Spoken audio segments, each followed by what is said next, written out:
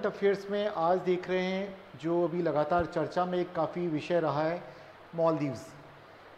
मालदीव्स क्यों हम बात कर रहे हैं, क्योंकि यहाँ पर हमारे प्रधानमंत्री जी जब यात्रा पर गए। मालदीव्स हम लोग इसलिए देख रहे हैं यहाँ पर, जस्ट अ मिनट। मालदीव्स और राइट, मालदीव्स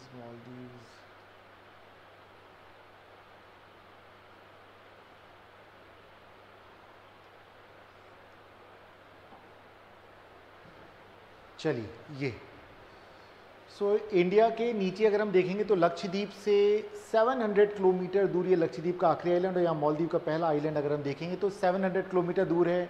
और अगर हम भारत की मुख्य भूमि से भी अगर दूरी देखते हैं यहाँ से ऐसे, तो ये लगभग 1200 किलोमीटर दूर है इंडिया की मेनलैंड से मालदीव्स।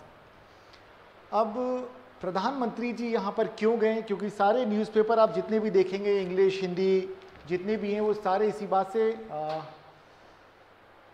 गुड इवनिंग सर, आज क्या मैपिंग की क्लास? ये बेसिकली एक करंट अफेयर्स की क्लास है, और करंट अफेयर्स की क्लास में अगर मान लीजिए मैं मालदीव्स का नाम लेता हूँ तो आपको मालदीव्स कहाँ पर है ये भी बताना होगा और ये आपको जानना होगा। अगर मैं फ्रांस की बात करूँ, इजराइल की बात करूँ, ईरान की बात करूँ, फ़लस्तीन की बात करूँ, वो सारी चीज़ें जब भी हम बात करेंगे तो हम आपको मैप में उसकी लोकेशन बताएंगे कि कहाँ पर है, और आपने उसको उसी तरीके से पढ़ना है, जानना है, ताकि क्वेश्चंस कहीं से भी कुछ भी आए तो आपसे वो बन सके। करंट अफेयर्स की क्लास का मतलब ये नहीं कि सिर्फ करंट की, इसमें स्टैटिक पार्ट अपने आप कवर हो जाता है। इसलिए मैं हमेशा कहता हूँ कि करंट अफेयर्स की क्लास 60 से 70% तक आपके पेपर को कवर करता है। बस जिसने अच्छे से करंट अफेयर्स को कर लिया और जिसने पढ़ने का तरीका सीख लिया कि करंट अफेयर्स को कैसे स्टैटिक पार्ट से जोड़ा जाता है, तो यूँ समझिए वो कभी भी प्रीलिम्स उसका ऐसा हो ही नहीं सकते कि रुके, और फिर मेंस में जब वो जाएगा तो उसके कॉन्सेप्ट्स में क्लियरिटी होगी। जो क्वेश्चंस आएंगे वो सारे न्यूज़पेपर पे जो भी खबरें होती है उस पर बेस्ड होते हैं, ऐसे पूरा करंट बेस्ड होता है, इंटरव्यू पूरा का पूरा करंट बेस्ड होता है आपकी पर्सनैलिटी से रिलेटेड। अब लगातार आप रोज़ जब वो खबरें सुनेंगे, पढ़ेंगे, समझेंगे, तो आपकी पर्सनैलिटी धीरे धीरे और वो सारी चीज़ें जुड़ती जाएंगी, इन्हेंस करेंगे आप अपने स्किल को। तो इसलिए मैं कहता हूँ करंट अफेयर्स बहुत इंपॉर्टेंट है, जानना पड़ता है कि पढ़ें कैसे। आपको लग रहा होगा मैप देख करके तो बस आप समझिए करंट अफेयर्स में भी मैपिंग होती है। मैं आज बता रहा हूँ आपको कि दुनिया का सबसे छोटा जो मुस्लिम कंट्री है मालदीव्स, वो भारत के लिए क्यों इम्पॉर्टेंट है। समझना पड़ेगा कि आखिर मालदीव है कहाँ पर। तो इंडियन ओशन में मालदीव है, भारत के नीचे की तरफ है, श्रीलंका के वेस्ट की तरफ है, तो ऐसे आप समझ जाइएगा। और ये सारे के सारे आइलैंड्स हैं, छोटे मोटे, थोड़े बहुत नहीं, 1 2 4 5 नहीं, 1200 आइलैंड्स हैं इस कंट्री में, राइट। कुछ पे पॉपुलेशन है, मतलब कुछ पे लोग रहते हैं, बाकी कुछ ऐसे ही खाली पड़े हुए हैं। चलिए अब हम देखते हैं मालदीव्स लगभग 1200 आइलैंड्स का एक ग्रुप है, और यहाँ पर अगर देखें तो ये दुनिया का सबसे ज़्यादा बिखरा हुआ देश माना जाता है। 1200 आइलैंड, सोचो एक से दूसरे आइलैंड पे कैसे आएंगे, रोड्स नहीं है, आपको फेरी से जाना पड़ेगा, नाव से जाना पड़ेगा, क्लियर है। और इसकी पॉपुलेशन, टोटल पॉपुलेशन कितनी, ओनली 5.21 लाख, मतलब 5,21,000 इसकी आबादी है। बिल्कुल ठीक है रिया, शीतल, ठीक है, तो समझ जाइएगा ये क्या है। प्रिया, ठीक है, बिल्कुल करंट अफेयर्स है। अब यहाँ पे देखें तो मालदीव्स के ऊपर भी किसका कब्जा था, इंपीरियल, कौन, ब्रिटिश। तो ब्रिटेन के अंतर्गत भारत भी था, ब्रिटेन के अंतर्गत मालदीव्स था, ब्रिटेन के अंतर्गत श्रीलंका भी था, राइट। तो ये सारे कंट्रीज थे। और मालदीव्स को कब हम देखें इंडिपेंडेंस मिलती है, 1965 में ब्रिटेन को यहाँ इंडिपेंडेंस मिलती है। इसके बाद मालदीव्स अपने आप को एक इस्लामिक रिपब्लिक के तौर पर डेवलप करता है, और ये ऑफिशियली 2008 में अपने आप को एक इस्लामिक कंट्री के तौर पे घोषित करता है कि यहाँ पे उनका एक धर्म बन गया, ऑफिशियल एक रिलीजन हो गया कि ये इस्लाम को मानते हैं। दुनिया का सबसे छोटा एक इस्लामिक कंट्री है, राइट। चलिए अब यहाँ पे देखें तो हुआ क्या, कहानी कुछ ऐसी है कि भारत के प्रधानमंत्री श्री नरेंद्र मोदी जी को मालदीव्स अपने यहाँ बुलाता है। और क्यों बुलाता है, क्योंकि उनका 60वां स्वतंत्रता दिवस था, तो उसके चीफ गेस्ट के तौर पे बुलाया जाता है। ये अखबारों में कहानियाँ हैं। अब हम इतनी बातें क्यों कर रहे हैं कि प्रीलिम्स मेंस की बात हम यहाँ कर रहे हैं, तो ये इंटरनेशनल रिलेशन से भी जुड़ा हुआ है, और जो इंडियन ओशन का इंपॉर्टेंस क्या, मालदीव्स का इंपॉर्टेंस क्या, इन सारे टॉपिक को ये कवर करेगा। सो अब हम यहाँ देखें कि 2023 में जो मोहम्मद मुइज़ू जो वहाँ के प्रेसिडेंट हैं, ये इंडिया आउट एक कैंपेन चलाया था इन्होंने कि भारत के लोग जो वहाँ पर मिलिट्री या सिविलियन जो भी है किसी भी तरह के, वो वहाँ से जाएं।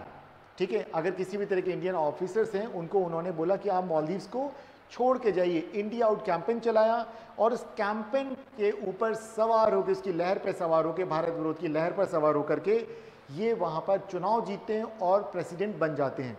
सो ये घटना हुई। लेकिन उसके पहले क्या स्थितियां थी, तो मोहम्मद मुइज़ू के पहले जो स्थितियां थी, तो वहाँ पर मालदीव्स की जो गवर्नमेंट थी वो इंडिया फर्स्ट की पॉलिसी पे चलती थी कि भारत के इंटरेस्ट को वो हमेशा प्रोटेक्ट करते थे कि इंडिया हमारे लिए बहुत इंपॉर्टेंट है। और ऐसा क्यों था, क्यों बात है 1988 की, ये उस वक्त हमारे प्राइम मिनिस्टर थे राजीव गांधी। उस समय पे मालदीव्स के अंतर्गत वहाँ पे उनके प्रेसिडेंट थे मोहम्मद अब्दुल गयूम। तो अब्दुल गयूम की सरकार को वहाँ पर तख्ता पलट करने की कोशिश की गई, इंग्लिश में बोलेंगे कूप करने की कोशिश की जाती है। वो इंडिया से मदद मांगते हैं, इंडिया के कोस्टल गार्ड जाती है, नेवी जाती है और उनकी मदद वहाँ पे करती है और उनकी सरकार बच जाती है। तब से मालदीव्स के साथ हमारे रिलेशन बहुत अच्छे थे। लेकिन धीरे धीरे करके चाइना ने अपना इन्फ्लुएंस बढ़ाना शुरू किया और वो स्ट्रिंग ऑफ पल्स की पॉलिसी पे चल रहा है चाइना। इसका मतलब जिसे नहीं मालूम है तो प्लीज़ आप चैट बॉक्स में लिख देंगे, मैं आपको जवाब दे दूंगा। स्ट्रिंग ऑफ पल्स जो एक पॉलिसी है, इसका मतलब है भारत को घेरने की नीति। अब देखिए, स्ट्रिंग ऑफ पल क्या, एक तरह की माला होती है, पल्स का एक स्ट्रिंग में डाल देते हैं मतलब माला। तो भारत को चारों तरफ से घेरने की पॉलिसी। फॉर एग्जाम्पल, अगर मान लीजिए ये इंडिया है, सो इंडिया को चारों तरफ से घेरना। यहाँ पर उन्होंने किससे रिलेशन बना लिया, यहाँ पे बना रहे हैं वो म्यांमार के साथ, यहाँ पे बांग्लादेश के साथ, यहाँ मालदीव्स के साथ, यहाँ पर हम देखेंगे सेशेल्स है उनके साथ, और यहाँ पर हम देखते हैं पाकिस्तान के साथ। तो इस तरह से इंडिया को चारों तरफ से घेरना। बाकी ऊपर से तो चाइना खुद है ही, नेपाल के साथ उन्होंने बहुत अच्छे रिलेशन बना लिए। तो इस तरह से देखें तो ये इनकी पॉलिसी, उस पॉलिसी के तहत भारत के जितने पड़ोसी देश हैं उन सब के साथ China belt and road initiative, China का एक प्लान है जिसके अंतर्गत वो इन देशों में जाता है जो भारत के पड़ोसी देश हैं, नेबरिंग कंट्रीज़ हैं, और वहाँ पर उनके इंफ्रास्ट्रक्चर को डेवलप करने के जो प्रोजेक्ट्स होते हैं उसका कॉन्ट्रैक्ट ले लेता है, मतलब ठेका ले लेता है एक तरह का। कहीं रोड्स बनने, कहीं कोई बिल्डिंग्स बननी, कोई ब्रिज बनना है, एयरपोर्ट बनना है, रेलवे का ट्रैक बिछाना है कहीं पर, या कहीं डॉकयार्ड बनाना है कोई भी शिप्स के लिए, उन सारी चीज़ों को ले लेता है। अब ये इंडिया भी करता था, लेकिन मालदीव्स ने वहाँ पे पॉलिसी में कुछ चेंजेस कर दिए। 2016 के आसपास कुछ चेंजेस होते हैं। इसके कारण वहाँ पे जो बिडिंग की, जो ओपन बिडिंग की पॉलिसी थी, मतलब खुले में नीलामी की, कोई भी कंपनी आएगा और वहाँ पे वो डालेगा टेंडर, वो ख़त्म हो गई। तो फिर वहाँ पे धीरे धीरे चाइना की पैठ बढ़नी शुरू हुई। तो चाइना जब पैसा देगा वहाँ के किसी पॉलिटिकल पार्टी को, बोलेगा आप इंडिया के अगेंस्ट कोई आप कैंपेन चलाओ, तो कुछ वैसी स्थिति यहाँ थी। लेकिन इतनी स्थितियों के बावजूद आखिर क्या हुआ, तो पहले कुछ बातें और जान लीजिए। मालदीव्स जो है, इसकी टोटल इकोनॉमी अगर देखें तो ये 7.5 अरब या बिलियन डॉलर की है सिर्फ। ठीक है, कितना है, 7.5 अरब, इंग्लिश में बोलेंगे बिलियन डॉलर। ठीक है, इतनी सिर्फ इसकी इकोनॉमी है। देखो भाई, इतना समझ लो, पैसे से आप कुछ भी हासिल कर सकते हो। तो यहाँ भी कुछ ऐसे ही हुआ। अब ये डिफ़ॉल्टर होने वाले थे, इन्होंने इतना जो पेमेंट करना था कई देशों का वो कर नहीं पा रहे थे, तो इंडिया ने इनको 4.5 बिलियन डॉलर का लाइन ऑफ क्रेडिट दे दिया, मतलब उधार दे दिया, कर्ज दे दिया। तो आप सोच के देखिए, आधे से ज़्यादा इनको दे दिया, तो आप अंदाज़ा लगा सकते हैं। तो अब ये क्या करेंगे, इंडिया को ही तो चीफ गेस्ट बनाएंगे, सीधी सी बात है। पहले चाइना था, अब इंडिया आ गया। तो ऐसे चीज़ों को देखिए। सो देखिए, राइटर्स ने लिखा है कि 7.5 अरब डॉलर की अर्थव्यवस्था वाला जो मालदीव है, भारत ने इसको डिफ़ॉल्ट करने से बचाया, डिफ़ॉल्टर होने से बचाया। तब मोहम्मद मुइज़ू ने समझा कि भाई इंडिया के प्रति भी आपको दोस्ती का हाथ बढ़ाना होगा। फिर इन्होंने क्या किया, जहां ये पहले जाते थे टर्की, यूएई और चाइना, लेकिन उसके बाद फिर ये भारत से भी इन्होंने कड़वाहट दूर कर रहे हैं और भारत के साथ अब दोस्ती बढ़ाते चले आ रहे हैं। और इंडिया के प्राइम मिनिस्टर को अपने यहाँ पर इन्होंने इवन चीफ गेस्ट के तौर पे भी इनवाइट किया। तो बड़ा मुद्दा ये है कि एक छोटा सा देश जिसकी अर्थव्यवस्था मात्र 7.5 बिलियन डॉलर की है, वो भारत के लिए क्या इंपॉर्टेंस रखता है, ये है बड़ी बात। सो देखिए क्या है मालदीव्स की लोकेशन। अब आपको समझ में आ रहा है कि आपने पूछा मैपिंग की क्लास है, जब तक आपको उसका मैप नहीं दिखाया जाएगा, आपको उसकी लोकेशन नहीं मालूम होगी, तो आप कैसे समझेंगे कि आखिर हम किस बात को कर रहे हैं यहाँ पे। उसकी लोकेशन, मालदीव्स कहाँ पर है, इंडियन ओशन में है, और इंडियन ओशन से होता हुआ एक रूट है, ट्रेड रूट है, जो कि पूरा अगर जापान जाना है, चाइना जाना है, इंडोनेशिया जाना है, कहीं भी जाना, ईस्ट एशिया या साउथ ईस्ट एशिया, तो मालदीव्स के पास से होके गुजरना है। अब देखिए, और इंडिया के पास भी आता है, इंडिया के पास भी अगर क्रूड ऑयल वगैरह आता है तो इसी इलाके से आता है।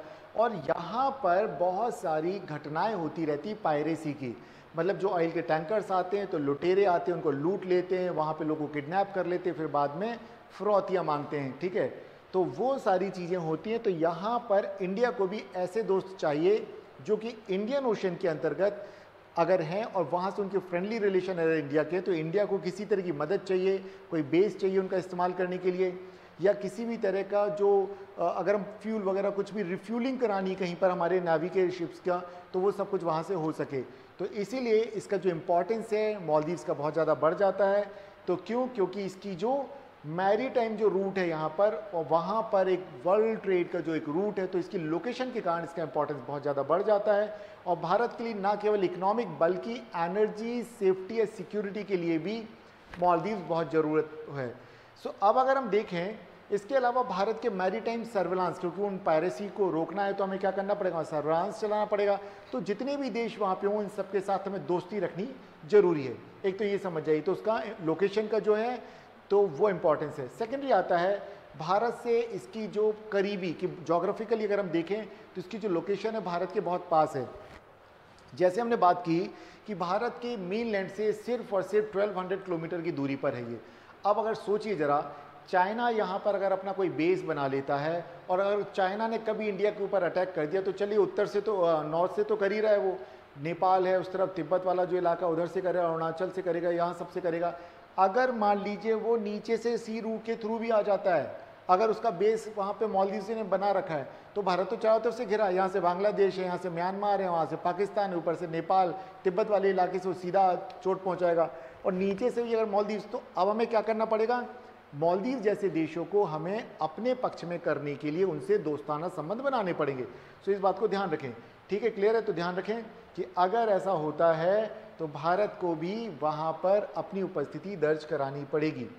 फिर अगला देखें कि चीन जिस तरह से वहाँ पे लगातार बढ़ रहा है, तो वो हमने देखा नेवी के नज़रिए से। अब यहाँ देखें, जैसे कि मान लीजिए कि कोई भी अगर कंपनी है किसी भी देश की, किसी देश में अगर वो काम करती है, तो जैसे ईस्ट इंडिया कंपनी भारत में आई तो भारत की पूरी राजनीति को प्रभावित किया। उसी तरह से अगर चाइना मालदीव्स में उपस्थित रहेगा और वहाँ पे दूसरा कोई बड़े देश नहीं होगा जो कि आर्थिक तौर पे मालदीव्स को मदद कर सकता वहाँ की सरकार को, तो वहाँ की सरकार के पास कोई दूसरा सपोर्टर नहीं होगा, कोई दोस्त नहीं होगा, तो किस पे डिपेंडेंट हो जाएंगे, चाइना पे डिपेंडेंट हो जाएंगे। तो ऐसे में तो सारी पॉलिसीज चाइना के फेवर में बनाएंगे। तो इसलिए ज़रूरत है कि पूरी तरह से ऐसा ना हो, बल्कि इंडिया को भी वहाँ जाना पड़ेगा, इंडिया को भी उनके जो प्रोजेक्ट्स हैं वहाँ पर वो लेने पड़ेंगे। तो इस तरह से अगर हम बात करें तो इंडिया की उपस्थिति वहाँ पर बहुत ज़रूरी है। अब देखते हैं, राष्ट्रपति जो मुइज़ू हैं, इनका भारत के प्रति जो नज़रिया है वो धीरे धीरे हम देखते हैं बदल रहा है। पहले ये कहा करते थे कि इंडिया हमें किसी भी सूरत में बर्दाश्त नहीं है, इंडिया हमें धमकी देता है क्योंकि हमारा आकार बहुत छोटा है। सो जब अगर ऐसा है तो अब वो नज़रिया क्यों बदल रहा है, क्योंकि इंडिया ने उनको कितने की मदद कर दी है, 4.5 अरब डॉलर या बिलियन डॉलर की मदद की है। तो जयशंकर जी ने क्या कहा, हमारे जो फॉरेन सेक्रेटरी हैं, वे कहते हैं कि अगर जैसे, क्योंकि देखिए क्या कहा था इन्होंने कहा था कि कोई भी भारत का सैनिक, चाहे वो सैनिक की वर्दी में हो या फिर सिविलियन की ड्रेस में हो, मालदीव्स में नहीं रहेगा। और इन्होंने एक बात और कही थी कि मालदीव्स भले छोटा देश है, लेकिन हमें किसी को धमकाने का लाइसेंस नहीं मिल जाता। नाम नहीं लिया था भारत का, लेकिन वो कह रहे थे। तो जब हमने इनकी मदद की तो हमारे फॉरेन सेक्रेटरी ने कहा कि अरे भाई, अगर हम धमकाने वाले देश होते तो क्या 4.5 बिलियन डॉलर की मदद आपको करते। तो ये देखिए, तो अब इसलिए उनका नज़रिया बदल गया है। जो पहले भारत विरोध की बात करते थे, क्योंकि भाई जब उधार नहीं चुका पाएंगे तो क्या कोई उनको देगा, नहीं देगा। तो ऐसे में भारत ने एक बड़ी मदद की। फिर आता है एक और बहुत इंपॉर्टेंट चीज़ है। अब जैसे मान लीजिए, जस्ट अ मिनट,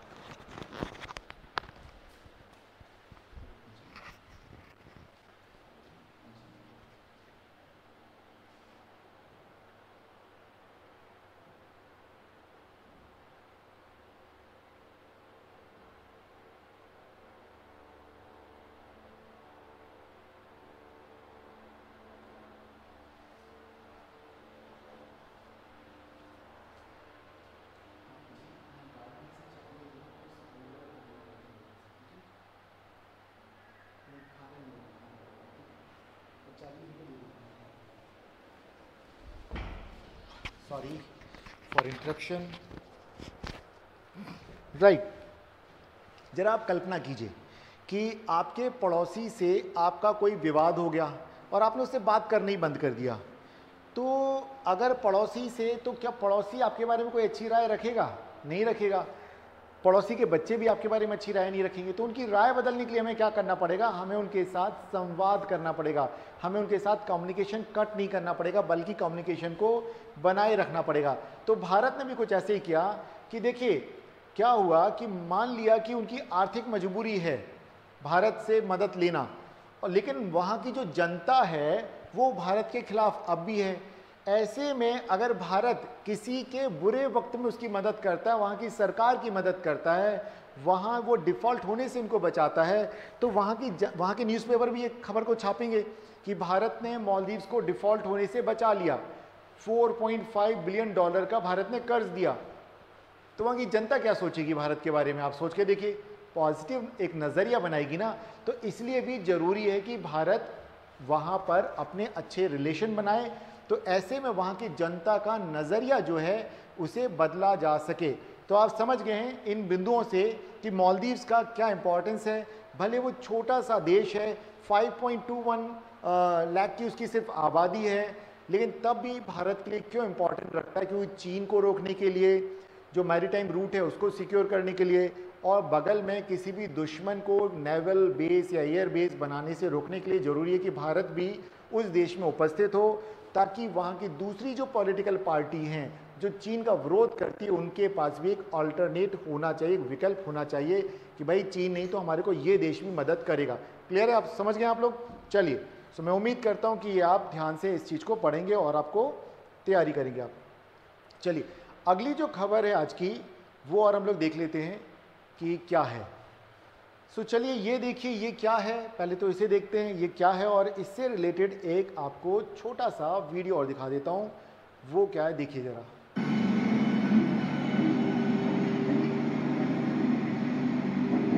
ये ट्रेन है,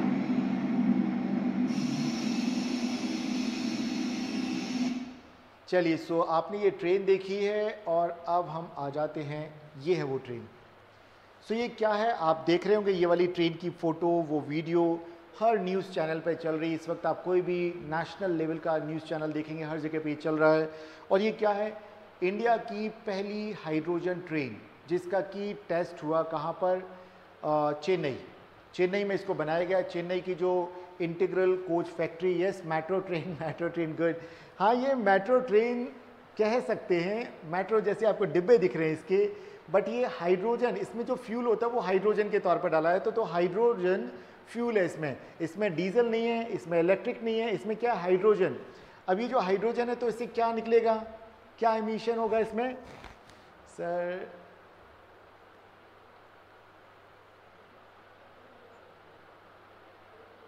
हाँ, इंडिया को लोन कैसे दिया? देखो क्या होता है कि ना, इस चीज़ को समझिएगा, मालदीव्स का इंपॉर्टेंस क्या है हमें ये जानना पड़ेगा। ठीक है, हमारे ऊपर भी बहुत सारा लोन है, लेकिन हम उससे ज़्यादा कमाते भी तो हैं। उनकी आबादी कितनी, ज़रा सोच के देखिए, 5.21 लाख ओनली। सो ऐसे में, और उनकी टोटल इकोनॉमी का साइज़ क्या है? $7.5 बिलियन, और इंडिया ने उनको कितना दे दिया? $4.5 बिलियन। तो देखो भाई, हम कमाते भी हैं भाई, समझिएगा इस बात को। तो इसलिए देने में कोई दिक्कत नहीं है। और जब देखिए बिना दिए आप किसी के साथ, किसी देश के साथ संबंध नहीं जोड़ सकते हैं। आप अपने दोस्तों को देना बंद कर दीजिए, जो भी वो मदद तक आप मांगते हैं, तो वो शायद किसी और से दोस्ती करना शुरू कर देंगे।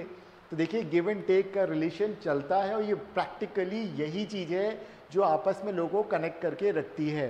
राइट? सो आपका सारा वाजिब है क्वेश्चन, बट ये भी समझिएगा। रोशनी, ठीक है रोशनी, चलिए। सो ये हाइड्रोजन ट्रेन इन इंडिया, सो समझते हैं ये पूरी कहानी, आखिर ये हाइड्रोजन ट्रेन क्या है और ये कैसे और दूसरी ट्रेनों से अलग है। तो अब तक आपने देखा होगा, मे भी शायद आप लोगों ने कोल से चलने वाली ट्रेन तो नहीं देखी, मैंने अपने बचपन में देख रखी है, छुक छुक वाली ट्रेन जो होती थी जिससे काला काला धुआं निकलता था। सो अब आप मूवीज़ में देख सकते हैं, हैरी पॉटर जैसी मूवीज़ में देख सकते हैं। सो कोयले से चलने वाली ट्रेन, दैन फिर आती है डीजल से चलने वाली ट्रेन, और दैन उसके बाद इस बिजली से चलने वाली ट्रेन, और अब आ गई है हाइड्रोजन से चलने वाली ट्रेन।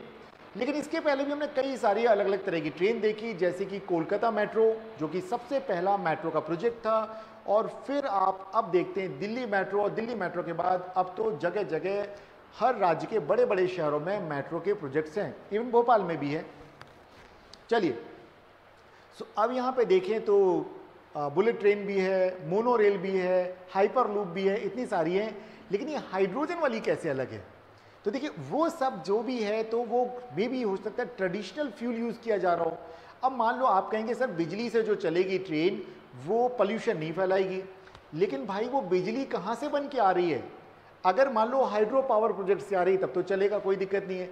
लेकिन अगर वो थर्मल पावर प्लांट से बन के आ रही है, इट मीन्स जहाँ पे कोयले से या कोई गैस जला करके बिजली बनाई जा रही है, तो फिर कैसे बात बनेगी? और मैंने बोला बिजली बनाई जा रही है। अब आप समझते हैं बिजली कैसे बनती है, कहिए तो बता दूं, वहाँ लिख दीजिएगा चैट बॉक्स में कि बिजली कैसे बनती है, तो मैं आपको वो तरीका भी बता दूंगा बिजली कैसे बनती है। ठीक है, 1 मिनट लगेगा बस, तो लिखिएगा तब बता दूंगा, राइट। सो अब यहाँ पे हम देखें तो ये नए तरह का ईंधन है जिसे हम ग्रीन फ्यूल बोलेंगे, जिसमें कि अगर ये जब ईंधन का इस्तेमाल किया जाए, इस फ्यूल का इस्तेमाल किया जाएगा, तो इसके इमिशन में क्या निकलेगा? पानी की भाप, वाटर वेपर, वाटर ड्रॉप्स। तो उससे वातावरण को कोई नुकसान नहीं पहुंचने वाला, राइट। सो अब हम देखें कि प्रदूषण रहित ट्रेन हो गई है, और इसको कहाँ पे बनाया गया? चेन्नई की इंटीग्रल कोच फैक्ट्री, जहाँ पर कि हाइड्रोजन से चलने वाला पहला कोच बनाया गया। ठीक है, अब यहाँ पे अलग से इंजन नहीं लगे, जैसे मेट्रो में आप देखते ना इंजन और डिब्बे सब जुड़े, उसी तरीके से बना है। सो वो बना, और ये जो इंजन है ये 1200 हॉर्स पावर का। बिजली कैसे बनती है? बिजली से सारा बताता हूँ, सभी लोग ध्यान दीजिएगा कैसे बनती है, आपको बहुत छोटे से उसमें बता दूंगा। सो चलिए हम बिजली कैसे बनती है हम ये देखते हैं, जरा बिजली बनाते हैं आज। सो इरेज हो जाओ भाई, देखना। अब मान लीजिए कि किसी भी तरीके से, अगर मान लीजिए ये एक बड़ा सा ये एक डैम है, यहाँ से ये अलग अलग पाइप्स लगे हैं, पानी नीचे गिर रहा है, तो यहाँ पर लगा दिया जाता है टरबाइंस को। मतलब ऐसे समझ जाइए, ये जो टरबाइन है इसमें लगे हैं ऐसे पंखे। जब इस पर पानी गिरेगा तो ये पंखा घूमेगा, पंखा घूमेगा, ये पंखा लगा हुआ है, इसकी शॉफ्ट लगी एक डायनामो। ठीक है, डायनामो, और डायनामो में जो सर्किट है जब ये घूमेगा, इसमें आर्मेचर होता है इसमें, और जब ये इसमें घूमेगा तो इसमें मैग्नेट भी लगा हुआ है, और तारों से मैग्नेटिक सिस्टम बनाया जाता है, मैग्नेटिक फील्ड। तो ये क्या होगा, जब ये घूमता है तो बिजली जनरेट करता है। जब ये बिजली जनरेट करेगा फिर ये जुड़ जाती है तारों में, और ग्रिड्स के थ्रू हमारे घर तक सप्लाई हो जाता है। तो ये एक सिस्टम है। अब ये जो पंखा है, इस पंखे को किसी भी चीज़ से चला सकते, ये तो हो गया पानी से चलाया जा रहा है। लेकिन अगर मान लीजिए यहाँ एक बड़ा सा समझ जाइए बर्तन है, और इस बर्तन के नीचे लगा दिया हमने आग, ठीक है, फायर, यहाँ पर लगा दिया हमने फायर। अब ये क्या होगा, ये खोलेगा, गर्म होगा, इससे वाटर वेपर निकलेगी। इस वाटर वेपर को एक पतले से पाइप से अगर जोड़ करके हमने यहाँ पे पहुँचा दिया इस पंखे तक, तो ये पंखा भाप से भी तो चलेगा। स्टीम इंजन याद कीजिए, पुराने समय में आप लोगों ने पढ़ा तो होगा, देखा तो कभी नहीं है। तो क्या होगा, भाप से वो ये चलना शुरू हो जाएगा ये पंखा। ठीक है, तो ये टरबाइन बोलते हैं, इंग्लिश में बोलते हैं इसको टरबाइन। ये टरबाइन चलेगी तो फिर इससे, तो चाहे वो पानी के प्रेशर से चले या भाप के प्रेशर से चले, और यही होता है। अब कोई बोलेगा भाई कोयले से बिजली बनती है। अरे कोयले से बिजली बनने का मतलब है यहाँ पे पानी है, कोयला यहाँ पे जलाया, भाप बनेगी, भाई पानी गर्म होगा, और ये भाप से टरबाइन चलेगी। टरबाइन से क्या होगा, ये शाफ्ट चलेगी और बिजली जनरेट हो जाएगी यहाँ पे डायनामो से। ये सिद्धांत चलता है। जरा गौर कीजिएगा, ये जो गाड़ियाँ होती ना हमारी, जो हम कार वगैरह इस्तेमाल करते हैं, इसमें भी डायनामो लगा रहता है। तो वो हमारे क्या इंजन से जुड़ा रहता है, एक फैन बेल्ट होता है उससे जुड़ा रहता है, तो वो चलता है तो हमारी गाड़ी की बैटरी अपने आप चार्ज होती है। उसको निकाल दीजिए तो बैटरी चार्ज होगी, नहीं तो बैटरी ख़त्म, गाड़ी स्टार्ट नहीं होगी। तो ये तरीका है, बिजली ऐसे बनती है। वो चाहे आप पानी किसी भी चीज़ से गर्म कीजिए तो ऐसे बनती है। तो सर इलेक्ट्रिसिटी वाटर सप्लाई से भी बनती है? जी बिल्कुल बनती है, बिल्कुल। वाटर सप्लाई का मतलब किसी डैम में बहुत सारा पानी भरा है, उसको एक पाइप से नीचे लेके आएंगे और पाइप के बीच में क्या करेंगे, टरबाइन लगा देंगे, और वो जब वो घूमेगी तो काम करने लग जाएगी। ठीक है, इस तरह से बनती है। अब आप क्या करना, इससे रिलेटेड आप YouTube पर जाके या गूगल पे जाके सर्च कीजिएगा तो आपको मिल जाएगा। तो जो बात मैं कह रहा हूँ यही पिक्चर्स के थ्रू सिद्ध हो जाएगी वहाँ। बाकी आप कहेंगे तो मैं एक अलग से वीडियो क्रिएट कर दूंगा, तो बस बता दीजिएगा आप लोग। ठीक है, सो अब यहाँ पे अगर हम देखें तो यहाँ पे क्या होने वाला है, तो थर्मल पावर से जो बिजली बनेगी उससे तो पोल्यूशन होगा। हाइड्रल पावर से हमेशा बिजली नहीं मिल सकती भाई, बारिश कम हुई तो उसमें क्या होगा, पानी नहीं होगा डैम में, जब पानी नहीं होगा तो टरबाइन चलेगी कैसे, ठीक है। सो बस तो भी दिक्कत। तो बहुत सारे अलग अलग तरीके निकालते हैं, कोई सोलर से बिजली बनती है, थर्मल से बिजली बनती है, हाइड्रो पावर होता है, न्यूक्लियर एनर्जी होती है, तो अलग विंड टरबाइन चलती हैं अलग अलग तरीके से। और यहाँ पर ट्रेन चलानी तो भाई ये सब चीज़ें तो होगी नहीं, तो यहाँ तो कोई फ्यूल टैंक में आप कुछ डाल दीजिए या कोई बैटरी रख दीजिए। तो ये जो हाइड्रोजन है दो तरीके से हो रही है। सो हम इस पर बात करते हैं कि कैसे काम करेगी, तो इस पर बात करेंगे। सो यहाँ हम देखें तो भारत की पहली जो हाइड्रोजन ट्रेन है कहाँ से कहाँ तक चलेगी, तो हरियाणा का सोनीपत से लेकर के जींद डिस्ट्रिक्ट के बीच में ये ट्रेन चलेगी, क्लियर है। और यहाँ पर इन्होंने क्या किया कि जो जींद है वहीं पर इन्होंने हाइड्रोजन पावर एक प्लांट बनाया, जो हाइड्रोजन के लिए एक प्लांट वहीं जींद जिले में बना दिया, और वहीं पर उसके स्टोरेज का टैंक भी बना दिया जहाँ स्टोरेज रहेगा। अब ये जो कुछ भी किया जा रहा है इसके लिए अगर देखें तो ट्रेन की रफ्तार यहाँ पे जो चलेगी, वैसे तो मैक्सिमम 140 की रफ्तार पर चलेगी, लेकिन इस ट्रैक पे 110 किलोमीटर के रफ्तार पर चलेगी, 1 घंटे में 110 किलोमीटर। और यहाँ पर रेलवे ने 35 फ्यूल सेल वाली हाइड्रोजन जो कोच है वो चलाया जाएगा। अब आप कहेंगे हाइड्रोजन फ्यूल सेल क्या होता है, ये भी लाइक का बैटरी की तरह होता है, ठीक है। और देखिए ये किस योजना के अंतर्गत चल रहा है, तो हाइड्रोजन फॉर हेरिटेज, ये प्रोजेक्ट का नाम याद रखिएगा, हाइड्रोजन फॉर हेरिटेज प्रोजेक्ट के अंतर्गत चल रहा है। और इसका टोटल बजट है 28, ठीक है, 2800 करोड़ रुपए का बजट है इसका। और एक ट्रेन बनाने पे लगभग मैक्सिमम 80 करोड़ रुपए तक का खर्च आएगा, क्लियर है। अब यहाँ देखते हैं भाई दुनिया में जो हाइड्रोजन के इंजन बनाए गए हैं वो 500 से 600 हॉर्स पावर का होता है। अब आपके मन में सवाल है ये हॉर्स पावर क्या है। हॉर्स पावर मतलब 1 हॉर्स पावर इक्वल्स टू एक घोड़े की खींचने की शक्ति। अब यहाँ पे मतलब 600 घोड़े, 600 घोड़ों की ताकत हो गई। और इंडिया ने जो इंजन बनाया ये क्या 1200 हॉर्स पावर, मतलब 1200 हॉर्स को जोत दीजिए एक उसमें, फिर वो खींच के ले जाएंगे ट्रेन, इतनी ताकत। तो ऐसे समझ लीजिए उसको आसान भाषा में।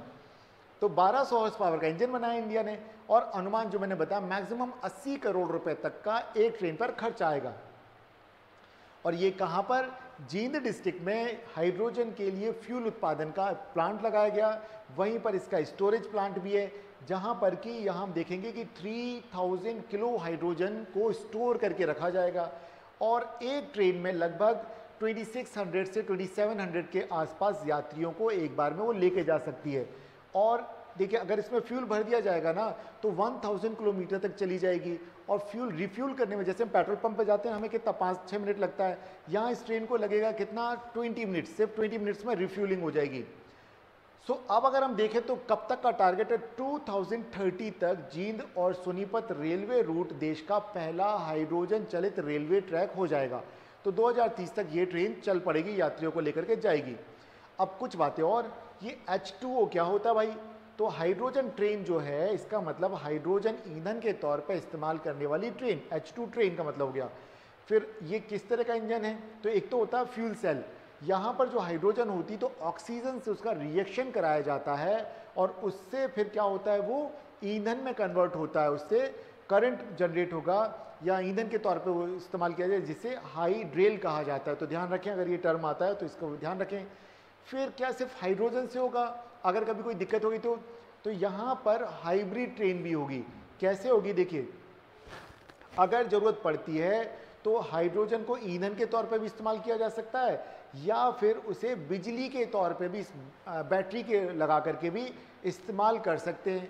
अब ये जो ट्रेनें होंगी क्या सिर्फ यात्रियों के लिए होंगी, नहीं, इसमें गुड्स ट्रेन भी हो सकती हैं, लाइट और रैपिड रेल भी हो सकती है, मेट्रो रेल, ट्राम, किसी भी जगह पे हाइड्रोजन इंजन को इस्तेमाल करके उस ट्रेन को चलाया जा सकता है।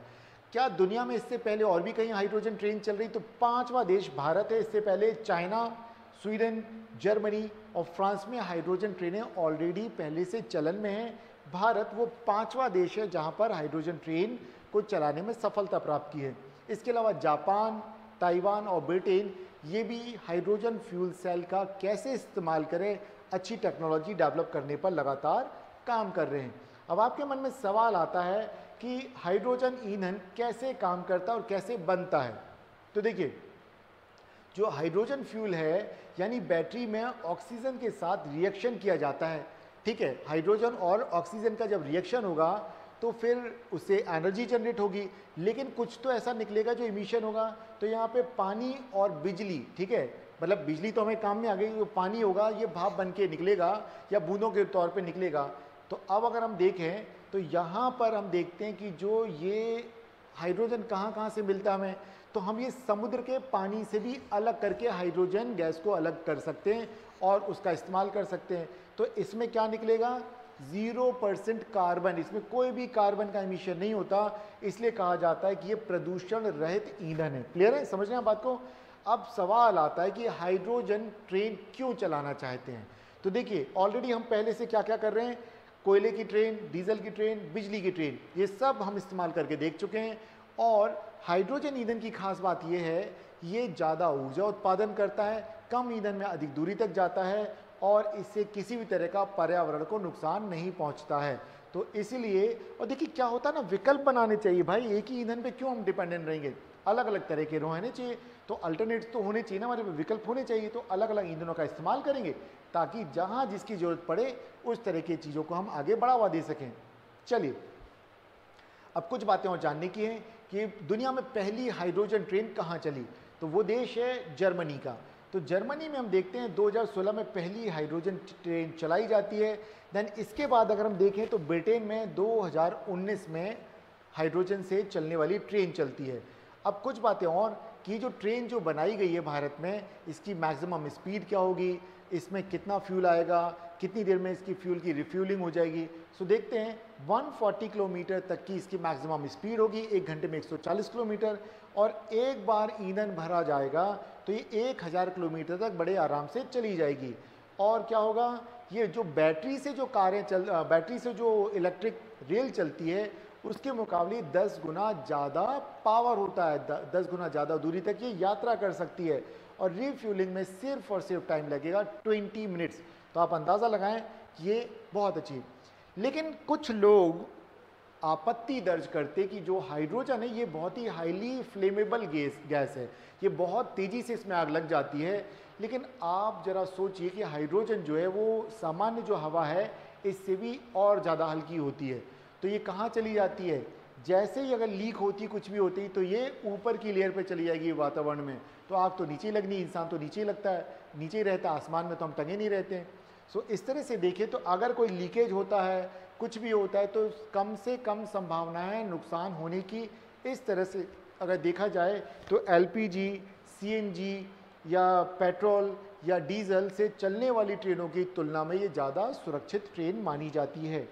सो दोस्तों हमने अभी जाना ये दो बड़ी जो खबरें थी कि किस तरह से हाइड्रोजन ट्रेन या फिर मालदीव्स का क्या इंपॉर्टेंस है इन सबको। सो अब हम यहाँ पर एक और खबर देख लेते हैं आज के अखबारों की, उनको भी देख लेते हैं और वो क्या खबरें हैं। चलिए सो आज की खबर है ये, और अगर किसी को थोड़ा बहुत भी अगर डाउट है, कुछ भी कोई समस्या है तो प्लीज़ आप बताइएगा, दोबारा हम और डिटेल। और हाँ, मालदीव्स और हाइड्रोजन ट्रेन पर ऑलरेडी वीडियो बनाए जा चुके हैं और मे बी वो शाम तक अपलोड हो जाएंगे, तो आप उन्हें देख सकते हैं। और जो भी डाउट हो आप कमेंट बॉक्स में अपने नाम के साथ लिख दीजिएगा ताकि हम आपको दोबारा से आंसर दे देंगे। अगली क्लास में मैं कल फिर आऊँगा आपके पास, राइट। सो आज की न्यूज़पेपर को देख लेते हैं ज़रा सा। देखिए आज से विधानसभा का मानसून सेशन चालू। अब यहाँ से देखते हैं कुछ बातें कि भाई ये विधानसभा क्या चीज़ होती है, तो इसको भी जान लेते हैं। जानते हैं आप लोग विधानसभा क्या होती है? तो स्टेट लेजिस्लेटिव असेंबली, और सेंट्रल में क्या है, पार्लियामेंट। तो कोई भी राज्य के लिए कानून वगैरह बनाने का काम ये करेंगे। तो देखिए क्या होता है, आप लोगों ने इंडियन पॉलिटी पढ़ा या नहीं पढ़ा अभी मैं नहीं जानता, बट मैं बता देता हूँ कि लोकतंत्र जो होता है, डेमोक्रेसी जो होता है, तो ये लोगों के द्वारा चुने गए जो रिप्रेजेंटेटिव होते हैं वो यहाँ पे सरकार चलाते हैं। और ये लोग कहाँ बैठते हैं? पार्लियामेंट में बैठते हैं और स्टेट के अंदर स्टेट लेजिस्लेटिव असेंबली में बैठते हैं। वहाँ पर जनता से संबंधित मुद्दों पर ये कानून बनाते हैं। तो अभी हम अगर बात करें मध्य प्रदेश की, तो भोपाल में विधानसभा है जहाँ पे जो एमएलएज होते हैं, जिन्हें हम विधायक बोलते हैं, इन सबको हम चुनते हैं और ये हमारे विधानसभा में बैठते हैं और जनता की डिमांड्स को पूरा फुलफिल करने के लिए काम करते हैं। तो अब क्या है, मॉनसून सेशन चालू हो रहा है। अब आपके मन में सवाल आना चाहिए, भाई कितने सेशन होते हैं? तो देखिए, एक तो अगर हम ईयर की शुरुआत से देखें तो बजट सेशन हो जाएगा, मॉनसून सेशन हो जाएगा, फिर एक होगा विंटर सेशन। तो 3 सेशंस हैं, 3 सत्र हैं। फिर मन में एक सवाल आएगा, आना चाहिए, मैं डाल देता हूँ। अच्छा, एक साल में कितने सेशंस होने चाहिए? तो देखिए हमारे कॉन्स्टिट्यूशन में लिखा है, इंडिया के कॉन्स्टिट्यूशन में, कि 2 सेशन के बीच में 6 मंथ से ज़्यादा का अंतराल नहीं होना चाहिए। सो इंडिया में क्या होता है, 3 सेशंस होते हैं, क्लियर है। और क्योंकि जो भी कानून वगैरह बनते हैं, बजट बनता है, कुछ भी है, वो यहाँ पे पास कराने पड़ते हैं। जब पास कराएंगे तब जाकर के काम होगा। बजट जो लेके आएंगे उसको पास कराना पड़ेगा, कितना पैसा किस चीज़ पे खर्च करना है, ये सारी चीज़ें होंगी, ठीक है। सो नेहा मैम जरा हाँ चैट बॉक्स खोल दीजिए बच्चों का। सो अब ये देखिए, क्लियर है। ईंधन कहलाते हैं क्या ईंधन? रोशनी में इसके पहले का मैसेज मैंने नहीं देखा, सो प्लीज़ बता दीजिएगा। सो अब यहाँ पे हम देखें तो ये आप समझ गए, तो कितने 3 सेशंस होते हैं, ठीक है, विधानसभा में। और यहाँ पे एक बात लिखी, भोपाल इंदौर मेट्रोपॉलिटन बिल, ये क्या चीज़ है इसे समझते। और कल मैं इसी विषय पर अपने वीडियोस अपलोड कर दूंगा, आप उन्हें देखना जरूर। मेट्रोपॉलिटन, देखिए क्या होता है, जो बहुत बड़े शहर हो जाते हैं, मतलब भोपाल जो है बड़ा शहर होता जा रहा है, तो भोपाल के आसपास के 3-4 जिलों को मिला करके एक रीजन बना दिया जाएगा, ये मेट्रोपॉलिटन हो गया। तो भोपाल और इंदौर 2 को मेट्रोपॉलिटन बनाया जा रहा है। अब आपके मन में सवाल आ रहा होगा, ये मेट्रो सिटीज़ तो हो गए मेट्रोपॉलिटन, तो इससे बड़ा क्या हो? तो मैं बोलूँगा कॉस्मोपॉलिटन, जहाँ पे सिर्फ भारत के अंदर के देश नहीं, और भी अलग अलग देशों के लोग वहाँ पर काम करने के लिए रहते हैं, ठीक है। देश के लोग तो जाते ही जाते हैं, जैसे दिल्ली हो गया, मुंबई हो गया, ये बेंगलोर हो गया। तो इस तरह के जो बड़े बड़े शहर हैं जहाँ विदेशी लोग भी काम करने हैं, विदेशी कंपनियां भी जहाँ काम करती हैं, वो कॉस्मोपॉलिटन हो गए, ठीक है। इस तरह से होता है, इसमें डिवीज़न होता है। सो मेट्रोपॉलिटन में क्या होगा, भोपाल और इंदौर के आसपास के 4-4, 5-5 जिले इसमें जोड़ दिए जाएंगे। फिर आपको इससे क्या फ़ायदा है, चलिए वो भी बता देता हूँ। देखिए मेट्रोपॉलिटन अगर बन जाते हैं तो यहाँ पर पुलिस को अधिक अधिकार मिल जाएंगे, और जो नगर पालिका वगैरह, जो नगर निगम वगैरह होते हैं, ये काम भी यही बॉडी किया करेगी। तो अलग से यहाँ पे और बड़ा लेवल का अधिकारी, कम से कम प्रिंसिपल सेक्रेटरी लेवल का जो अधिकारी होगा, वो इसका प्रमुख बनाया जाएगा। तो बड़ा एक IAS अधिकारी होगा, बड़े IPS अधिकारी होंगे यहाँ पर जो नियुक्त किए जाएंगे, और वो पूरी व्यवस्था को देखेंगे, संभालेंगे। और आसपास के 4-5 जिलों को भी इसमें शामिल कर दिया है। तो उन सारे जिलों के लिए एक मास्टर प्लान बनाया जाएगा। इंफ्रास्ट्रक्चर जैसे बिजली, सड़क, पानी, स्कूल, अस्पताल, इन सारी चीज़ों को बेहतर तरीके से डेवलप किया जाएगा। तो और हमारा जो शहर है मेट्रोपॉलिटन बिल के बाद और बड़ा शहर कहलाने लगेगा, दिल्ली के साथ या दिल्ली को टक्कर देने वाला शहर बन सकता है। चलिए, सो ऐसे ध्यान रखिएगा, यहाँ पे उतना डिटेल में नहीं है, बट आप समझ ले जो बातें मैं कह रहा हूँ। इससे संबंधित मैं आपको कल या परसों में आपको वीडियो बना के दे दूंगा कि ये क्या है डिटेल, ताकि आप उसे सिर्फ क्लास में नहीं, क्लास के बाद भी आप उन वीडियोस को देखेंगे। सर इनके क्वेश्चन भी, हाँ बिल्कुल बना दूंगा प्रिया, बिल्कुल बना दूंगा, मुझे याद है इस बात का। मैं बिल्कुल क्वेश्चंस बनाऊंगा, और हिंदी और इंग्लिश दोनों में होंगे। और इससे पहले जो मैंने मेट्रो वाला और मॉलडीव्स वाला बताया, हिंदी इंग्लिश दोनों में, शाम को सब नोट्स अपलोड हो जाएंगे, ठीक है। आप वहाँ से ले लीजिएगा प्लीज़, दोनों में मिलेंगे, दोनों मीडियम वालों को मिलेंगे, क्वेश्चंस के साथ मिलेंगे, प्रीलिम्स के क्वेश्चन, मेंस के क्वेश्चंस, और साथ में मैपिंग भी। जैसे अगर मॉलडीव्स बताया तो मैप आपको पता चला, अगर मैं इजराइल फिलिस्तीन की बात करूं तो वहां का मैप होगा, तो मैपिंग भी साथ में होगी, उसका हिस्ट्री भी साथ में होगी, उसका जो राजनीति से संबंधित प्रश्न है वो भी होंगे। तो सारी चीज़ें एक ही जगह मैं कोशिश करूँगा कि आपको एक ही जगह पूरा कंपाइल करके एक जगह दूँ, राइट। इसके अलावा जो जिज्ञासा है आप लोग बोल सकते हैं ऐसे कमेंट बॉक्स में, आप चैट बॉक्स में लिख दीजिएगा। सो चलिए, हमने ये देखा, दैन फिर अगला क्या है भाई, इसे भी देख लेते हैं। चलिए देखिए, यहाँ पर देखें तो भारत में अति संकटग्रस्त, मतलब ऐसी कि जो भाषाएं समाप्त होने पे हैं, 197 भारतीय भाषाएं हैं। यूनेस्को ने एक सूची बनाई है भारत की ऐसी भाषाओं की जो अब इंस्टिंक्ट होने वाली हैं, हो चुकी हैं, तो जिन पे संकट छाया हुआ है, राइट। जो भाषाएं खत्म होने वाली, उनको बोलने वाले लोग नहीं बचे हैं। तो यहाँ पर क्या हुआ, एक भाषा के विषय में लिखा है, जो भाषा है भूमिज। अब ये कहाँ, पश्चिम बंगाल जो है, तो पश्चिम बंगाल के जो 4 जिले हैं, जैसे कि झारग्राम, पुरुलिया, बांकुड़ा और पश्चिमी मेदिनीपुर, यहाँ पर भूमिज समुदाय के लगभग 9 से 10 लाख लोग रहते हैं। तो इस भाषा को बचाने के लिए, जब भाई वहाँ इतना बड़ा समुदाय रहता है, 9-10 लाख की आबादी, तो इन जिलों में 70 स्कूल खोले गए हैं, जहाँ पर इनकी जो भाषा है, मातृभाषा, उस भाषा में पढ़ाया जाता है। उन बच्चों को सिखाया, बच्चे तो छोड़िए, जो प्रौढ़ हैं उनको भी सिखाया जाता है। देखिए इनको भी सिखाया जा रहा है। तो यहाँ पर देखिए, यहाँ पर देखा जाए तो भाषा बचाने के लिए इन्होंने 8 साल में 50,000 से ज़्यादा लोगों को भूमिज भाषा सिखाई है लोगों को। सो अब आप सोच के देखें कि ये सारा किसने किया, जो भूमिज जो सोसाइटी है उन्हीं लोगों ने किया है, ठीक है, उन्हीं लोगों ने किया है। जहाँ जगह मिलती वो वहाँ पढ़ाने लग जाते। क्लियर है? और देखिए वो फ्री ऑफ कॉस्ट पढ़ाते हैं, कुछ लोग तो पैसे भी नहीं लेते हैं, बस वे चाहते कि उनकी भाषा बची रहे, क्योंकि भाषा क्या हमारा कल्चर है, संस्कृति है भाई। जैसे हम दीपावली वगैरह, हम कोई भी त्यौहार मनाते हैं किसी भी रिलीजन को, वो हमारा कल्चर का पार्ट है, तो हमारी लैंग्वेज भी हमारा कल्चर का पार्ट है, लोकगीत वगैरह सब, नाच वगैरह सारे। चलिए, तो ध्यान रखें ये क्या है, भूमिज। तो भूमिज समुदाय की भूमिज भाषा, और कहाँ पर है ये, वेस्ट बंगाल। ठीक है, तो ध्यान रखें, इस तरह के प्रश्न अगर कभी आए तो आपने ध्यान रखना है। अब एक और आ गया भाई, अभी कुछ दिनों पहले क्या हुआ था, स्वच्छता सर्वेक्षण, वो शहरी था, अब ये स्वच्छता सर्वेक्षण ग्रामीण। क्या होता है भाई ये सब, इससे रैंकिंग दी जाती है, रैंकिंग दी जाएगी, और इस रैंकिंग के लिए क्या होगा, 4 पैरामीटर्स, मतलब कुछ तो बनाने पड़ेंगे पैरामीटर, तो यहाँ 4 पैरामीटर्स बनाए गए हैं, और उनके आधार पर यहाँ पर लोगों को अंक दिए जाएंगे। तो ये 4 पैरामीटर्स के बेस पर दिए जाएंगे। और देखा जाए तो स्वच्छता सर्वेक्षण ग्रामीण, इस बार इसमें 1000 अंक तय किए गए हैं और 4 पैरामीटर्स हैं। अब इसमें क्या क्या है देखिए, अलग अलग देखें तो यहाँ पर प्लांट और संयंत्रों का निरीक्षण, सर्विस लेवल वहाँ पे किस तरह का दिया जा रहा है, और वहाँ पे जो जाकर के डायरेक्ट लोगों को देखा जाएगा उसके तो अलग अलग है। तो अब यहाँ पे देखें तो भोपाल है जो दूसरे नंबर पे ग्रामीण के मामले में, और वैसे तो पहले नंबर पे है। तो देखें प्रदेश के जिलों में भोपाल दूसरे नंबर पे है, और उसमें भी अगर हम देखें कि सिटीजन फीडबैक के मामले में शिवपुरी नंबर 1 पर है। तो क्या किस मामले में, अगर देखें ग्रामीण स्वच्छता के मामले में भोपाल दूसरे नंबर पर है, लेकिन जब जनता जो फीडबैक देती है उसके मामले में शिवपुरी नंबर 1 पर है। इस तरह से ध्यान रखें। इसको हमें कवर करना, इसमें क्या क्या चीज़ें होंगी, तो देखें किन किन चीज़ों को देखा जाए तो ODF प्लस, मतलब इसमें क्या, ओपन डेफिकेशन फ्री, कि खुले में शौच ना कोई जाता हो, ग्रे वाटर मैनेजमेंट, जो नालियाँ वगैरह है, सीवर का जो पानी है इसके मैनेज, सॉलिड वेस्ट मैनेजमेंट, की किसी भी जगह जो कूड़ा वगैरह इकट्ठा होता है उसको सेग्रीगेट करना, मतलब अलग अलग करना, गीला कूड़ा, सूखा कूड़ा, अलग अलग डस्टबिन बनाई जाती हैं वो। देन इसके अलावा फीकल स्लज, जो हम बोलेंगे जो सीवर में पॉटी वगैरह इस तरह की जो चीज़ें होती, तो उसके लिए भी मैनेज करना वो सारी चीज़। और वेस्ट टू एनर्जी मैनेजमेंट, की जो वेस्ट है उसको हम एनर्जी में कैसे कन्वर्ट करें। ठीक है, क्योंकि अगर वेस्ट को आप एक जगह इकट्ठा करेंगे उससे मीथेन रिलीज होती रहती है, अगर उस मीथेन को हम इस्तेमाल कर लेते हैं किसी तरीके से तो वो क्या होगा, वेस्ट टू एनर्जी जनरेशन में काम आ जाएगा।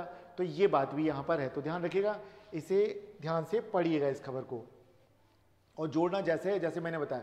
ये देखिए, ये तो काफ़ी हम चर्चा कर चुके हैं, इससे संबंधित एक हमारा वीडियो हमने ऑलरेडी अपलोड कर रखा है कि कंबोडिया और थाईलैंड के बीच में विवाद क्यों है। तो एक शिव मंदिर है, उसको लेकर के 4.5 स्क्वायर किलोमीटर की ज़मीन है, उसको लेकर के इनके बीच में डिवाइड चल रहा है।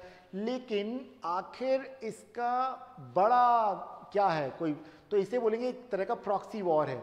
एक तरफ हम देखेंगे तो थाईलैंड को सपोर्ट कर रहा है अमेरिका, और कंबोडिया को सपोर्ट कर रहा है कौन, चाइना। सो यहाँ देखा जाए थाईलैंड लंबे समय से अमेरिका का सहयोगी है, और अमेरिकी विमान वहाँ पर पुराने समय से, वियतनाम युद्ध के समय से वहाँ रहा करते थे। तो थाई सेना के पास ना केवल अमेरिका के विमान हैं, तोपें हैं, हेलीकॉप्टर से सब कुछ है। उसी तरीके से कंबोडिया का झुकाव किसकी तरफ है, चाइना की तरफ है। तो चीन ना केवल कंबोडिया को हथियार उपलब्ध कराता है, बल्कि कंबोडिया का जो रीम नेवल बेस है इसका भी वो अपने लिए इस्तेमाल करता है। तो अब आप समझ सकते हैं कि वास्तव में ये जो थाईलैंड और कंबोडिया के पीछे का जो युद्ध है इनके बीच का, उसके पीछे के लोग कौन है पर्दे के पीछे, तो अमेरिका और चाइना। तो एक तरीके वो प्रॉक्सी वॉर लड़ रहे हैं, मतलब छुपा हुआ एक छद्म युद्ध लड़ रहे हैं। लड़वा इनको रहे हैं, अरे भाई हथियार की आपूर्ति देना बंद कर दो। आप बोल दो हमने अगर F-16 दिया आप इस्तेमाल मत करो, यहाँ पे ये बोल दे हम आपका नेवल बेस हम इस्तेमाल नहीं करेंगे, आप लड़ाई बंद कर दो, प्रेशर डालो ना। लेकिन दोनों अभी तक ऐसा नहीं कर रहे, वे कह रहे लड़ लो, थोड़ा सा और लड़ लो, ताकि इस क्षेत्र में हमारी पैठ बनेगी। जब लड़ेंगे इनको हथियारों की जरूरत होगी, इन्वेस्टमेंट करना पड़ेगा, इंफ्रास्ट्रक्चर इनका चौपट हो जाएगा, तो चीन की कंपनियां, अमेरिका की कंपनियां जाएंगी, फिर वहाँ सड़क बनाएंगी, पुल बनाएंगी, एयरपोर्ट बनाएंगी, तो उनको तो बिजनेस मिल रहा है ना। पहले हथियार बेचो, युद्ध करो, मरो मारो एक दूसरे को, इंफ्रास्ट्रक्चर बर्बाद कर दो, फिर हम इंफ्रास्ट्रक्चर बनाएंगे, फिर से आ जाएंगे। देख रहे हैं आप क्या एक चक्कर है। तो बस ये उसमें उलझे रहते हैं, सबके सब ईगो पे ले लेते हैं और बस लड़ पड़ते हैं। तो ध्यान रखिए, प्रॉक्सी वॉर किन दो देशों के बीच का चल रहा है, सुपर पावर्स के बीच का है ये। चलिए अब यहां पर ये खबर है, जरा इस पर गौर कीजिएगा। आप सब दूध का सेवन करते हैं, मैं भी करता हूं, सभी लोग करते हैं। यहाँ पर कभी आपने गौर किया कि जो हम दूध लेते हैं, किसी से भी लेते हो हम, चाहे किसी डेयरी से, थैली वाला दूध या पाउडर वाला दूध, मतलब कुछ भी कहीं से भी लेते हो। ज़्यादा दूध देने के लिए क्या दूधिये जो होते हैं, जो दूध का कारोबार करते हैं, क्या किसी तरह का इंजेक्शन वगैरह इस्तेमाल करते हैं, वो करते हैं ऑक्सीटोसिन। इसके अलावा जब जानवर सर कुछ दिख नहीं रहा, ऐसा क्यों है भाई, जरा देखिए, रियली आपको कुछ नहीं दिख रहा, अभी देख के बताइए जरा। शीतल देखिए जरा, अभी भी दिक्कत है कुछ, मे बी यहाँ पावर कट हो गया है तो इसके कारण अगर कुछ, बट सिस्टम चल रहा है, कैमरा चल रहा है, और मुझे आप लोग का देखा जाए तो चैट भी दिख रही है। अब सही है, ओके ओके ओके ठीक है, अब सही है, तो आप बस बता दिया करिए, ठीक है ना सर, अब दिख रहा है, ओके ठीक है, दिख रहा है अब, ठीक है। सो चलिए, दिख रहा है अब, अच्छा छोटा होगा इसलिए, चलिए अब बड़ा कर दिया मैंने, तब बताया कर इसको और बड़ा कर दिया जाए, जूम कर दूं मैं, ठीक है। तो अब अगर यहाँ देखें तो मिलावट वाला दूध अगर आता है और ज़्यादा दूध का उत्पादन प्राप्त करने के लिए जो दूध का कारोबार करने वाले लोग होते हैं, वे क्या करते हैं, वे दूध में या तो मिलावट करते हैं किसी चीज़ की, ठीक है, या फिर पशुओं को ज़्यादा दूध देने के लिए मजबूर कर देते हैं और उनको ऑक्सीटोसिन का इंजेक्शन दे देते हैं। क्लियर है?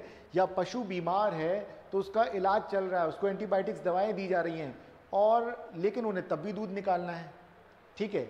तो अब यहाँ पे देखें तो इसके कारण हम देखते हैं आजकल क्या समस्या आ रही हैं बच्चों में, हम देखते हैं हार्मोनल बदलाव आ रहे हैं, आँखों की रोशनी कमज़ोर हो रही है, कम सुना जा रहा है, या फिर किडनी से जुड़ी हुई समस्याएं हो रही हैं। अब ये क्यों होता है, देखिए इसका कारण है इंजेक्शन, जो कि जानवरों को ज़्यादा दूध देने के लिए लगाया जाता है। अब ये सवाल पूछा जाता है कि कौन सा इंजेक्शन दिया जाता है जिस पर प्रतिबंध भी है, वो होता है ऑक्सीटोसिन, ठीक है। तो आप समझ जाइए। सो कुल मिलाकर के अब अगर इस तरह का कोई प्रश्न आता है तो आप ध्यान रखें क्या है और क्यों इस तरह की समस्याएं हो रही हैं। तो ये एक नया जो शोध है उसके अंतर्गत पता चला है कि अच्छा ये दिक्कत आ रही है, तो 10 में से 3 या 4 बच्चों को इसलिए दिक्कत आ रही क्योंकि वे इस तरह का दूध का सेवन कर रहे हैं, मिलावटी दूध, या उस दूध को ज़्यादा दूध लेने के लिए इस तरह के हार्मोनल इंजेक्शन दिए गए हैं जानवरों को जिससे कि ज़्यादा दूध दें, ठीक है। तो ये ध्यान रखें, ये खबर यहाँ मध्य प्रदेश की तो नहीं है बट लुधियाना में है, लेकिन ये हर जगह के दूधिये यही काम कर रहे हैं, लगभग मैं मान रहा हूँ, लेकिन कोई नाराज़ ना हो जाए, अगर किसी का खुद का ये कारोबार है तो वो नाराज़ ना हो। सो ये आज के अखबार में सिर्फ इतनी ही खबरें थी, बाकी जो खबर थी सो मैंने आपको वहाँ से उठा करके दे दी है। कौन सी, एक मालदीव्स की खबर दी है आपको, और एक खबर दी है मैंने हाइड्रोजन ट्रेन। खबरें तो देखिए बहुत सारी होती हैं और अभी आ भी जाएंगी जो अब शाम को अपलोड होंगी। सो वहाँ आप देखेंगे कि अटल पेंशन योजना जैसी भी कुछ योजना आ जाएंगी, तो बहुत सारी खबरें आएंगी, तो आप उन्हें पढ़ लीजिएगा। हमारे पास होता ये है कि अभी देखिए लिमिटेड टाइम होता है, अभी हमारे पास 5 मिनट और बचे हैं। उस लिमिटेड टाइम में आपको कोशिश करनी होती है हमें कि हम जो सबसे ज़्यादा इंपॉर्टेंट है वो टॉपिक दें, ठीक है। उन टॉपिक पे हम बात करें जहाँ से हमें ज़्यादा संभावना लगती है कि क्वेश्चन बनने।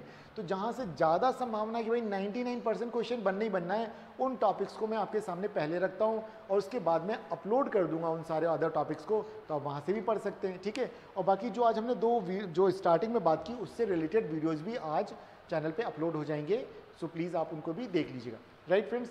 तो इसके अलावा कुछ और बताइए, कुछ और कोई आपकी जिज्ञासाएँ हो किसी तरह की। सो आज की क्लास फिर हम यहीं ख़त्म करते हैं हमारी, और जो भी आपकी जिज्ञासाएं हम लोग कल मिलेंगे, और अभी मेरे बाद जो भी फैकल्टी में भी शायद वो आएंगे तो नेहा मैम अभी आपको बता देंगे। और बाकी आपके जो भी सर जो गलत है वो है या क्लास मिल्क बेचने वाला देख, हाँ ठीक है बिल्कुल ठीक है। सो बिल्कुल है, कई लोग हैं गलत हैं, बिल्कुल ठीक है। सो गलत को हम गलत ही बोला जाता है, बिल्कुल सही बात है। तो लेकिन आप लोग ध्यान रखिए, बचिए, और लोगों को हमें समझाना कि भाई इस तरह के दूध का इस्तेमाल करने में थोड़ा सावधानी बरतें, क्लियर है। तो चलिए अब दूसरे फैकल्टी आएंगे, आपकी वो क्लास लेंगे, और नेहा मैम को मैं बोल देता हूँ। सो आप लोगों को वीडियोज़ देखना है तो आप प्लीज़ हज़ीलाज IAS पे चले आइए, यूट्यूब पर देख लीजिए, और नोट्स आपको हज़ील IAS अकेडमी पे ये मिल जाएंगे सारे के सारे। नेहा मैम आपका अगर ग्रुप बनाए तो राइट उस पर आपको भेज देंगे, एप्लीकेशन के थ्रू आप लोग ये सारे के सारे न्यूज़पेपर के भी मैं बोल दूँगा आपको डाल दें, वो डेली में उनको दे देता हूँ, वहाँ से आपके पास पहुँच जाएंगे। इसके अलावा कुछ दे दीजिए, बिल्कुल दे देंगे, PDF मिल जाएगा, PDF फॉर्म में यहाँ पे जो दिखा रहा हूँ ये कि PDF बोलूँगा शेयर कर देंगे नहीं आपको अभी, राइट। और कुछ रोशनी, ठीक है, मिल जाएंगे आपको, ठीक है। थैंक यू सो मच, आप लोग अच्छे से पढ़ते, इतना कॉपरेट करते, बस मेहनत करते रहिए ऐसी, ओके बच्चों। अभी फिर मैं नेहा को बोलता हूँ, वो आपको भेज देंगे ये सारी चीज़ें।